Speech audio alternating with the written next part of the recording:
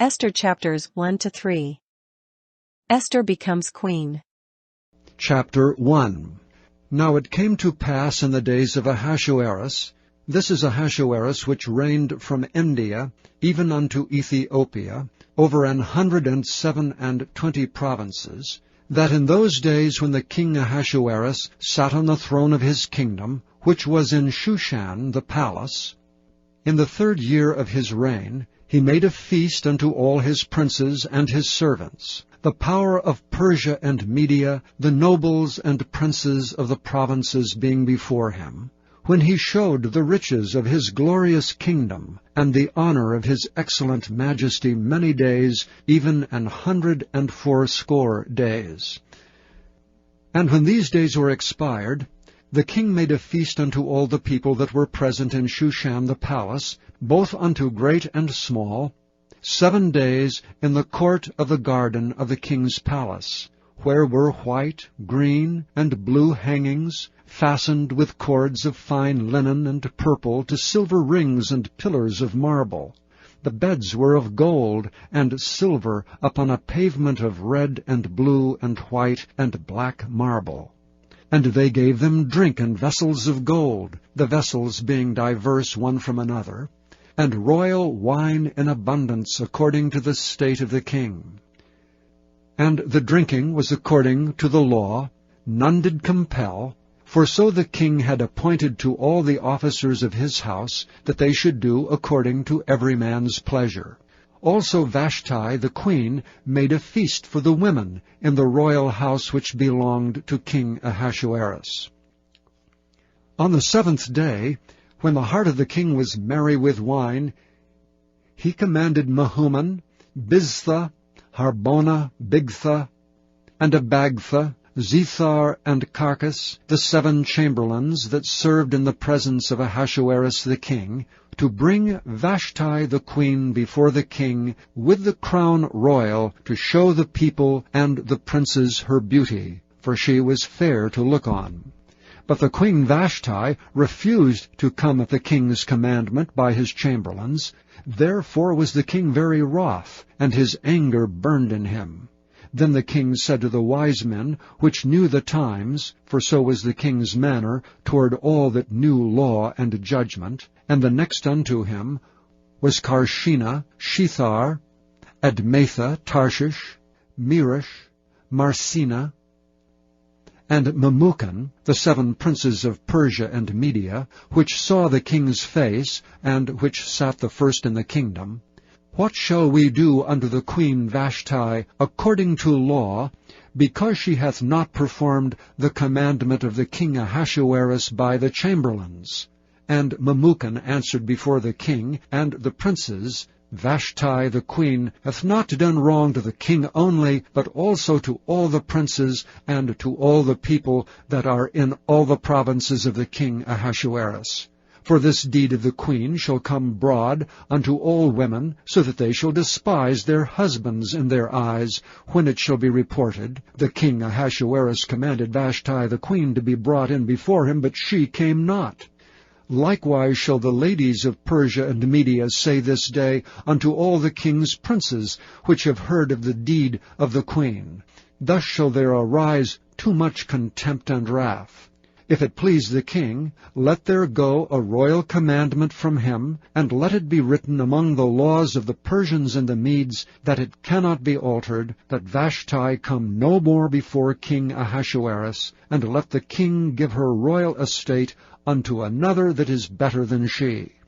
And when the king's decree, which he shall make, shall be published throughout all his empire, for it is great, all the wives shall give to their husbands honor, both to great and small. And the saying pleased the king and the princes, and the king did according to the word of Memucan. For he sent letters unto all the king's provinces, and to every province according to the writing thereof, and to every people after their language, that every man should bear rule in his own house, and that it should be published according to the language of every people. Chapter 2. After these things, when the wrath of King Ahasuerus was appeased, he remembered Vashti, and what she had done, and what was decreed against her.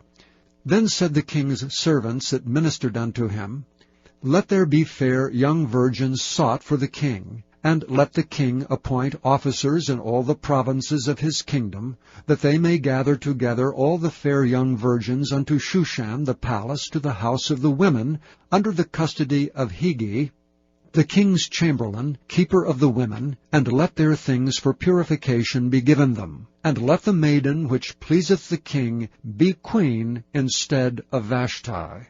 And the thing pleased the king, and he did so. Now in Shushan, the palace, there was a certain Jew whose name was Mordecai, the son of Jair, the son of Shimei, the son of Kish, a Benjamite, who had been carried away from Jerusalem with the captivity, which had been carried away with Jeconiah king of Judah, whom Nebuchadnezzar the king of Babylon had carried away. And he brought up Hadassah, that is Esther, his uncle's daughter, for she had neither father nor mother, and the maid was fair and beautiful, whom Mordecai, when her father and mother were dead, took for his own daughter. So it came to pass, when the king's commandment and his decree was heard, and when many maidens were gathered together unto Shushan the palace, to the custody of Hegai, that Esther was brought also unto the king's house, to the custody of Hegai, keeper of the women. And the maiden pleased him, and she obtained kindness of him, and he speedily gave her things for purification, with such things as belonged to her, and 7 maidens which were meet to be given her, out of the king's house, and he preferred her and her maids unto the best place of the house of the women. Esther had not showed her people nor her kindred, for Mordecai had charged her that she should not show it. And Mordecai walked every day before the court of the women's house, to know how Esther did and what should become of her. Now when every maid's turn was come to go in to King Ahasuerus, after that she had been 12 months according to the manner of the women, for so were the days of their purification accomplished, to wit, 6 months with oil of myrrh, and 6 months with sweet odors, and with other things for the purifying of the women, then thus came every maiden unto the king. Whatsoever she desired was given her to go with her out of the house of the women unto the king's house. In the evening she went, and on the morrow she returned into the second house of the women, to the custody of Sheashgaz, the king's chamberlain, which kept the concubines. She came in unto the king no more, except the king delighted in her, and that she were called by name. Now when the turn of Esther, the daughter of Abihail, the uncle of Mordecai, who had taken her for his daughter, was come to go in unto the king, she required nothing but what Hegai, the king's chamberlain, the keeper of the women, appointed. And Esther obtained favor in the sight of all them that looked upon her. So Esther was taken unto King Ahasuerus into his house royal in the 10th month, which is the month of Tebeth, in the 7th year of his reign. And the king loved Esther above all the women, and she obtained grace and favor in his sight more than all the virgins, so that he set the royal crown upon her head, and made her queen instead of Vashti.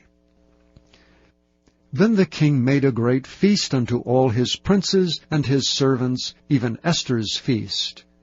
And he made a release to the provinces, and gave gifts according to the state of the king.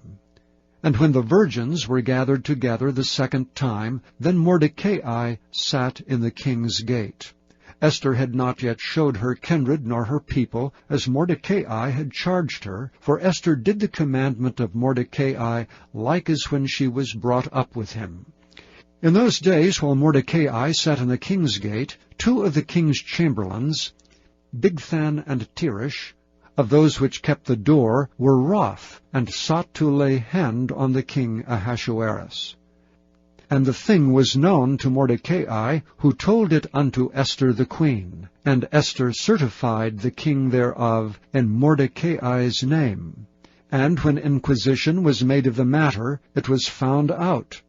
Therefore they were both hanged on a tree, and it was written in the book of the Chronicles before the king.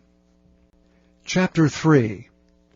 After these things did King Ahasuerus promote Haman, the son of Hammedatha, the Agagite, and advanced him, and set his seat above all the princes that were with him. And all the king's servants that were in the king's gate bowed, and reverenced Haman, for the king had so commanded concerning him. But Mordecai bowed not, nor did him reverence. Then the king's servants, which were in the king's gate, said unto Mordecai, Why transgressest thou the king's commandment? Now it came to pass, when they spake daily unto him, and he hearkened not unto them, that they told Haman, to see whether Mordecai's matters would stand, for he had told them that he was a Jew. And when Haman saw that Mordecai bowed not, nor did him reverence, then was Haman full of wrath. And he thought scorn to lay hands on Mordecai alone, for they had showed him the people of Mordecai. Wherefore Haman sought to destroy all the Jews that were throughout the whole kingdom of Ahasuerus, even the people of Mordecai. In the first month, that is, the month Nisan, in the 12th year of King Ahasuerus, they cast pur, that is, the lot, before Haman from day to day, and from month to month, to the 12th month, that is, the month Adar. And Haman said unto King Ahasuerus, There is a certain people scattered abroad and dispersed among the people in all the provinces of thy kingdom, and their laws are diverse from all people. Neither keep they the king's laws. Therefore it is not for the king's profit to suffer them. If it please the king, let it be written that they may be destroyed, and I will pay 10,000 talents of silver to the hands of those that have the charge of the business, to bring it into the king's treasuries. And the king took his ring from his hand, and gave it unto Haman the son of Hammedatha the Agagite, the Jews' enemy. And the king said unto Haman, The silver is given to thee, the people also to do with them as it seemeth good to thee.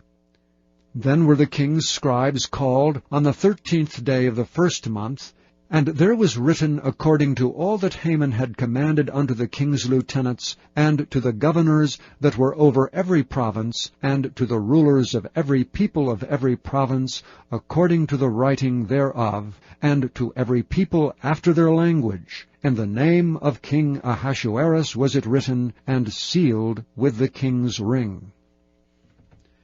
And the letters were sent by posts into all the king's provinces, to destroy, to kill, and to cause to perish all Jews, both young and old, little children and women, in one day, even upon the 13th day of the 12th month, which is the month Adar, and to take the spoil of them for a prey. The copy of the writing for a commandment to be given in every province was published unto all people, that they should be ready against that day. The post went out, being hastened by the king's commandment, and the decree was given in Shushan the palace. And the king and Haman sat down to drink, but the city Shushan was perplexed.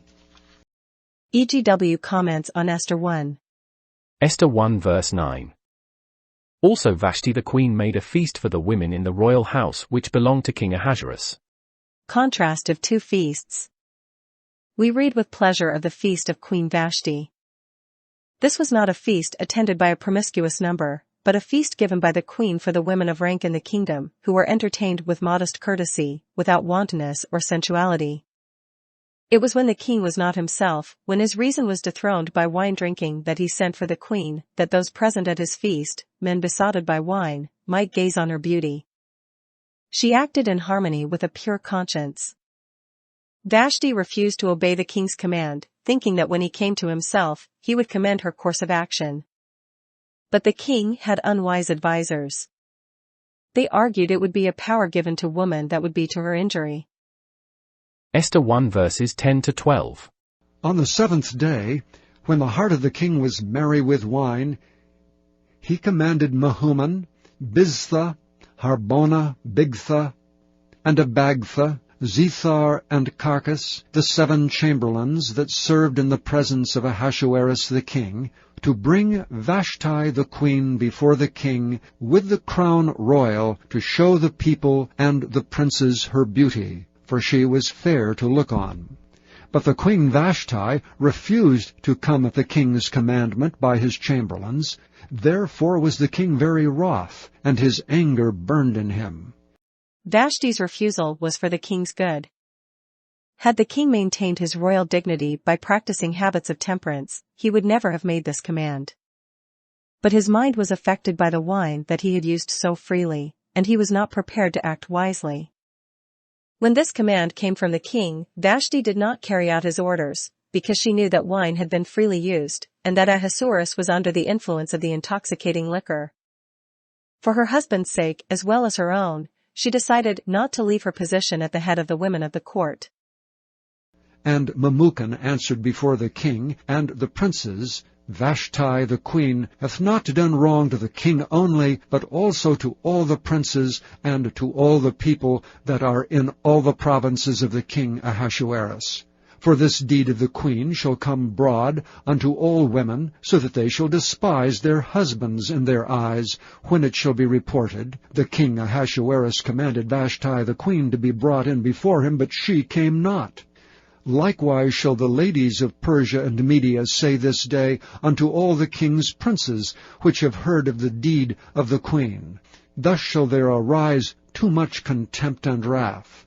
If it please the king, let there go a royal commandment from him, and let it be written among the laws of the Persians and the Medes, that it cannot be altered, that Vashti come no more before King Ahasuerus, and let the king give her royal estate unto another that is better than she.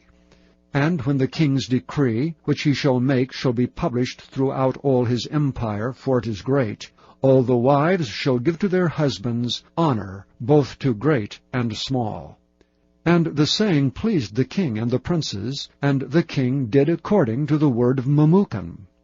For he sent letters into all the king's provinces, and to every province according to the writing thereof, and to every people after their language, that every man should bear rule in his own house, and that it should be published according to the language of every people. God overruled Ahasuerus' folly for good. There is little doubt that the king, when he afterward considered the matter, felt that Vashti deserved to be honored, rather than to be treated as she was. No law of divorce, drawn up by men who for many days had given themselves up to wine drinking, men who were unable to control the appetite, could be of any value in the eyes of the King of Kings. These men were unable to reason soundly and nobly. They could not discern the real situation. However high their office, men are amenable to God. The great power exercised by kings often leads to extremes in exaltation of self. And the worthless vows made to enact laws, which disregard the higher laws of God, lead to great injustice. Occasions of indulgence such as are pictured in the first chapter of Esther, do not glorify God. But the Lord accomplishes his will through men who are nevertheless misleading others. If God did not stretch forth his restraining hand, strange presentations would be seen. But God impresses human minds to accomplish his purpose, even though the one used continues to follow wrong practices. And the Lord works out his plans through men who do not acknowledge his lessons of wisdom. In his hand is the heart of every earthly ruler, to turn whithersoever he will, as he turneth the waters of the river. Through the experience that brought Esther to the Medo-Persian throne, God was working for the accomplishment of his purposes for his people. That which was done under the influence of much wine worked out for good to Israel.